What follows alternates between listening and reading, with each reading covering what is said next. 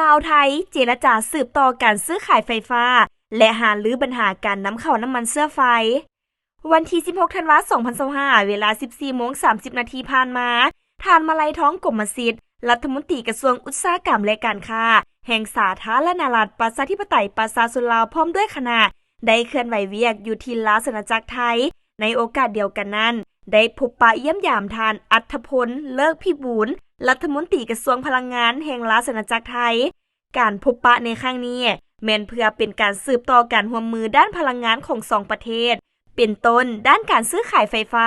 และก็ได้แลกเปลี่ยนความคิดเห็นในเวียกงานการร่วมมือพัฒนาแหล่งพลังงานไฟฟ้าที่สะอาดเพื่อให้สามารถบรรลุ Net Zero Emission ภายในปี